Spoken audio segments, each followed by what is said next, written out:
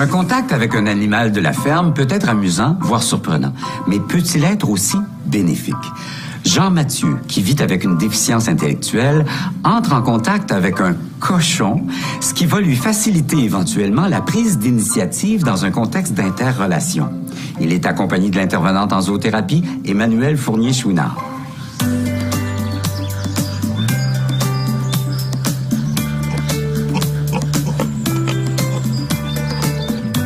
Bonjour Jean-Mathieu. Est-ce que tu es prêt? Oui. Tu peux venir. Dans la vie de tous les jours, Jean-Mathieu, il vit avec une déficience intellectuelle. Et ça lui fait rencontrer de multiples défis. Prendre des décisions par lui-même, initier des interactions avec des gens qu'il ne connaît pas, c'est tous des défis du quotidien que lui rencontre. Ouvre la porte à ce cochon. Ah, salut Gustave! Avec Carl Gustave Hunk, le cochon, c'est un peu ce genre de situation qu'on va reproduire. Dans ce contexte-ci, Jean-Mathieu doit briser sa passivité initiale. C'est lui qui doit prendre les commandes et réfléchir à ce qu'on pourrait faire pour convaincre Gustave de faire la tâche qui lui est demandée. Gustave, j'ai l'impression que Jean-Mathieu a une idée en tête.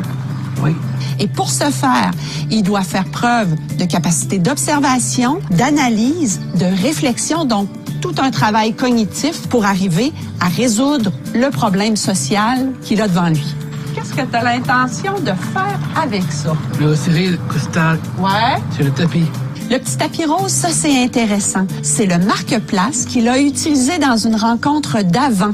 Alors, on voit le travail qui se construit d'une séance à l'autre.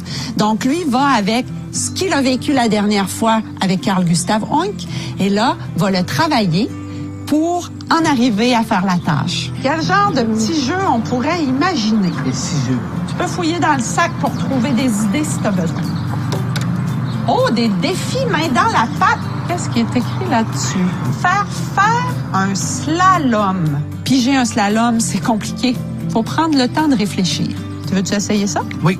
OK.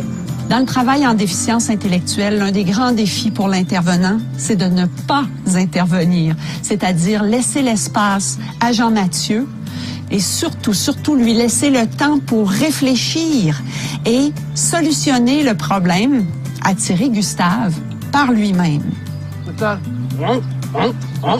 Jean-Mathieu, il repart aujourd'hui avec une réussite relationnelle de plus en poche. Elle s'est vécue dans le contact entre lui et un cochon, mais c'est quand même la même mécanique relationnelle qui va être applicable par la suite entre lui et d'autres humains. Excellent! Ouais!